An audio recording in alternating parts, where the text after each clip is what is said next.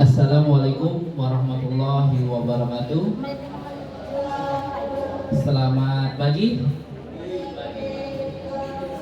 Sudah saya perkenalkan nama saya tadi, kita langsung masuk ke materi pada pagi hari ini. Kejang demam. Nah, dari segi katanya kejang demam, artinya kejang yang diakibatkan oleh demam. Nah, bukan kejang saja. Di sini kejang demam.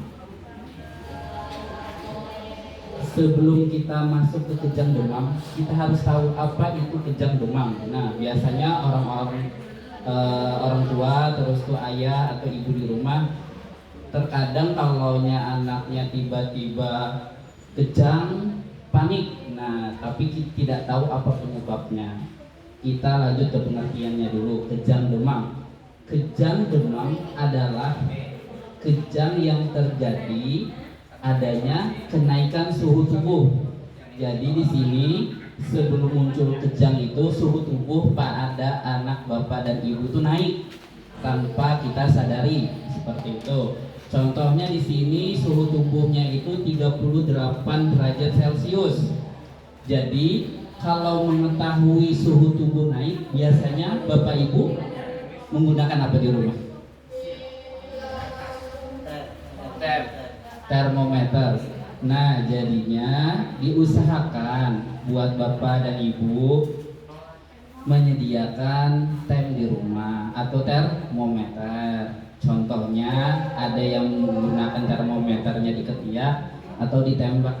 Nah, seperti itu. Di apotik tuh banyak yang dijual termometer. Diusahakan yang punya anak bayi, balita, anak-anak yang masa sekolah tuh harus akan termometer di rumah. Selanjutnya penyebab. Nah, munculnya kejang demam tersebut pasti ada penyebabnya. Nah, penyebabnya di sini biasanya kejang demam diawali dengan infeksi virus atau bakteri. Ada yang bertanya nih, infeksi virus atau bakterinya itu seperti apa? Nah, jadi di sini kan penyebabnya anak ibu awalnya ada yang batuk pilek. Nah, batuk pilek terus tuh diare atau muntah ber, tiba-tiba suhu tubuhnya naik. Nah, kalaunya demam tuh bukan penyakit, tapi respon pada tubuh kita karena ada infeksi virus atau bakteri, seperti itu. Jadi muncullah namanya demam. Selanjutnya sekitar 8 sampai 22%. Ini hitungan dari orang-orang pintar lah. Nah, anak yang mengalami kejang demam biasanya juga ada terjadi pada orang tuanya. Nah, jadi dihitung oleh orang-orang pintar tuh riwayat kejang demam ini bisa faktor dari orang tuanya. Dulu pernah terjadi kejang demam juga waktu kecil. Nah, seperti itu. Jadinya kita waspada nih sebagai orang tua bahwa kita nih punya riwayat kejang demam. Jadi dengan kewaspadaan itu kita tahu nih anak kita nih kalaunya demam tinggi takutnya terjadi seperti kita, seperti itu. Jadi kita harus mengetahui nih kondisi anak tuh sejak dini dan kondisi riwayat kita. Jadinya nih berkesinambungan maksudnya. Selanjutnya di sini tertulis kejang demam pada waktu kecil. Di sini ada skemanya ya Bapak Ibu.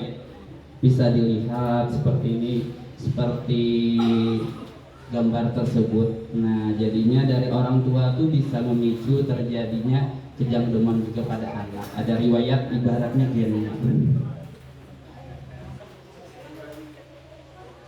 Tanda dan gejala. Nah, setelah kita mengetahui penyebabnya, muncullah dengan tanda dan gejala. Tanda dan gejala di sini adapun ciri-ciri anak mengalami kejang demam. Suhu tubuh atau suhu badan mencapai 39. Jadi suhu tubuh anak itu kalaunya sudah 38 itu kita waspada sebelum terjadinya kejang demam. Waspada nih, anak sudah suhu 38, apa yang harus kita lakukan? Terus itu jangan sampai mencapai 39 kayak gitu. Takutnya mengakibatkan kejang demam. Bagian tubuh termasuk pada tangan, kaki menjadi kaku, bagian kepala terkulai ke belakang, disusul dengan munculnya gejala kejut yang kuat. Nah, itu yang akan terjadi ketika anak mengalami kejang. Jadi jangan panik ya, kenapa anakku nih, kenapa anakku. Jadinya kita harus belajar di sini dulu masalah kejang demam. Jadi ibu-ibu nanti jangan panik. Nah, karena panik itu memperlambat tindakan. Nah, seperti itu. Saat terjadinya kejang pada anak, pasti akan mengalami kehilangan kesadaran. Jadi anak itu tidak sadar penuh kayak kita, kayak normal, pasti akan terganggu kesadarannya. Terkadang juga napas bisa berhenti beberapa saat. Nah, harus tahu dulu, ini kenapa anakku nih berhenti napasnya, mati kah? Nah, jangan dulu. Jadi kita harus tahu masalahnya mati. Nah, kena ribut kayak gitu ada. Beberapa saat saja, jadinya harus dipantau kondisinya. Selanjutnya, kulit berwarna pucat sampai kebiruan dan bola mata naik ke atas. Nah, jadi bola matanya itu ke atas, kulit kebiruan, terus tuh ada kejutan di tubuhnya, gigi ya seperti step. Nah, dalam bahasa orang-orang kampung tuh step-step biar anaknya. Artinya orang kampung bahari itu sudah hebat tuh berbahasa Inggris, step ya. Gigi terkatup dan terkadang disertai muntah. Nah, ini berbahaya kalau disertai muntah tersebut. Jadi karena kita ajari cara posisi menangani supaya muntahannya itu tidak langsung masuk ke dalam mulut kembali atau mengakibatkan tersedak karena berbahaya. Anak tidak dapat mengontrol untuk buang air kecil dan buang air besar. Nah, tabahera orang. Nah, ya kalau lah. Jadi di sini nih kita tuh harus paham kenapa anakku ini tiba-tiba tabahera. Nah, karenanya ada kawan mengontrol. Tak kami tabahera. Nih tadi namanya termometer gun. Ini ditembak ya Bu ya, bisa di telinga, ini di telinga gunanya. Ada juga termometer yang di dahi juga. Bisa dibeli di toko terdekat. Nah, ini posisinya. Nah, di gambar ini sudah diolahkan bubuhannya, slide-nya. Nah, ini tangannya seperti ini, kakinya kaku, matanya ke atas. Nah, jadi sudah tahu nih kondisinya. Oh, ini kejang kemungkinan. Nah, kemungkinan. Nah, terus tuh terlihat nih kulitnya tampak kebiruan. Nah, kebiruan atau dalam bahasa medis tuh sianosis seperti itu. Karena kenapa aja kebiruan? Pencegahan. Nah, setelah kita penyebab, tanda dan gejala, kita harus tahu pencegahannya. Ini yang utama nih buat bapak-bapak, bapak muda atau ibu-ibu muda atau ibu-ibu yang lainnya. Pencegahan kejang, satu, menggunakan pakaian tipis dan longgar sehingga mampu untuk menyerap keringat. Nah, jadi jangan ini awak mas sudah panas, habis itu diselimuti pulang. Nah, itu tuh pelajaran bahari mungkin lah orang-orang tua bahari, biar itu jar berkeringat ya. Nah, bujur tuh biar kota bepaluhan ya supaya keluar. Itu jangan boleh. Nah, jangan dilakukan. Terus tuh jangan menyelimuti anak. Nah, sudah tertulis di sini jangan menyelimuti anak yang tebal karena dapat meningkatkan suhu tubuh dan akan menghalangi proses penguapan. Awak sudah panas, dipanasi pula meledak kayak lagi jadinya. Nah, itu kan jangan sampai. Kompres hangat dengan menggunakan waslap, tempelkan waslap ke bagian tubuh yang akan diberi kompres hangat. Nah, di sini nih sampai sekarang nih udah nih kadang tuh melihat sedih juga Bang, melihat orang tua tuh dikompresnya tuh cuma di dahi. Nah, diandang di dahi sini tuh boy. Habis tuh jar kayak produk-produk luar tuh yang ditempel di dahi cepat turun panas. Jangan bola. Kita yang sudah dijelaskan di sini jadi tahu bahwa dikompres itu di dahi bujur aja, tetapi ditambahi di pelipatan tangan dikompres juga, di ketiak dikompres juga, terus tuh dikompresnya dengan air yang hangat. Bujur tuh masuk ilmunya tuh, jadi dengan air yang hangat, jangan air dingin menggigil. Orang sudah kepanasan didingini menggigil, jangan sampai lah. Kadang tuh ada yang kada tahu kompres bawaan air dingin, kenapa jarang nih kada turun panasnya, pakai air hangat. Menggunakan terapi fisik dengan cara memberikan minuman yang banyak supaya kebutuhan cairan dapat terpenuhi. Nah ini hati-hati juga dengan kata-kata ini pula. Kalaunya kejang jangan diberikan minuman. Nah kalau kejang di sini nih kan kalaunya pencegahannya sebelum kejang, awaknya panas, baru diberikan minuman. Kalau kejang jangan coba-coba memberikan minuman, akan mengakibatkan bisa kesedak atau meninggal, bahaya.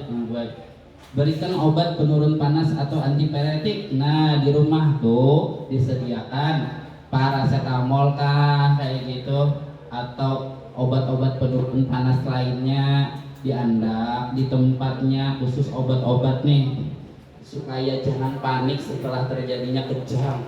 Enak kayak apa nih ada tertangani, kasihan. Jadinya di sini nih siapkan waslap, obat penurun panas, terus tuh termometer. Jadinya kan kalau terjadi kejang segera aja ditangani. Satu, jangan panik. Nah seperti ini. Kadang orang di luar sana atau yang kurang lagi pengetahuannya itu ditempel di dahi aja. Nah itu bagus saja, tapi kalau bisa ketiaknya dikompres dua, di pelipatannya sama di pergelangan tangannya. Nah seperti ini. Kenapa aja lambat benar turunnya? Karena menempel di situ saja. Nah ada yang warna biru biasanya ditempel. Nah itu.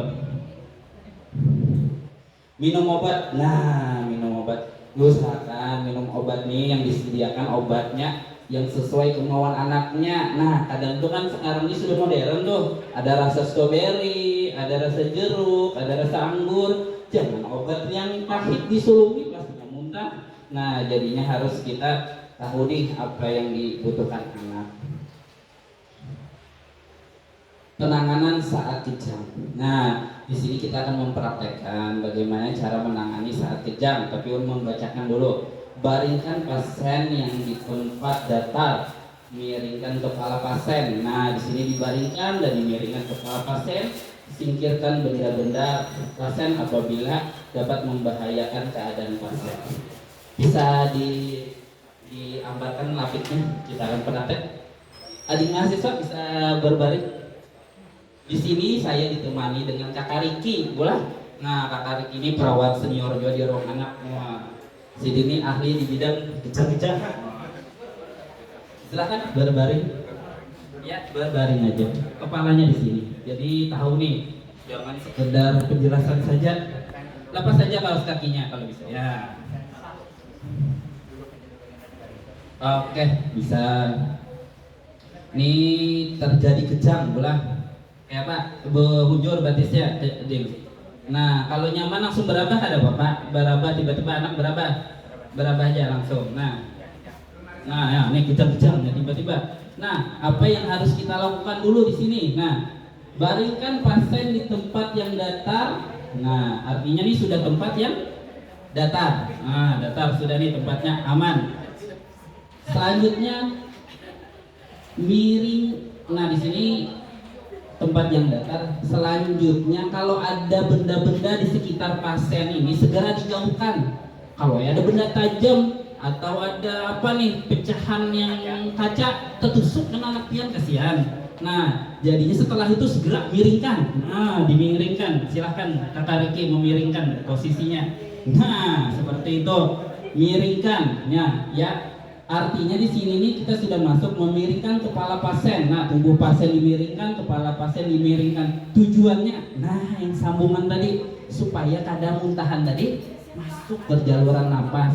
Jadi muntahannya keluar, air liurnya keluar. Jadi jalan napasnya tidak terhambat, tidak terganggu. Nah, seperti itu.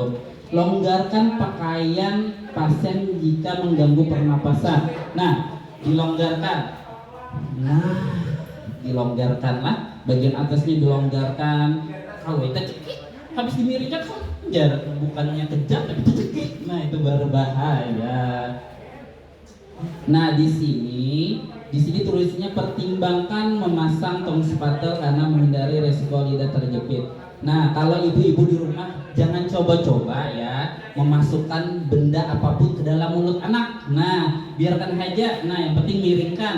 Jangan sendok dimasukkan, jangan, atau jari jangan, kecuali kami pelayanan medis. Nah, kalau medis ini tahu caranya apa yang harus dilakukan. Kalau di rumah jangan, takutnya kena luka atau apakah, yang penting dimiringkan posisinya. Kalau di rumah sakit atau di tempat pelayanan paham aja bubuhannya tuh apa masalah tong spatel atau yang lainnya. Kalau di rumah jangan diapa-apain. Ini tadi sudah di tempat yang datar, habis itu dijauhkan benda-benda yang tajam, dimiringkan, buka area bagian atas supaya menghindari terjadinya gangguan pernapasan. Setelah itu jangan coba-coba menahan kejangnya. Nah, jangan, biarkan aja kejang, jangan ditahani. Nah, kadang tuh ditahani, nah kayak kejang nih.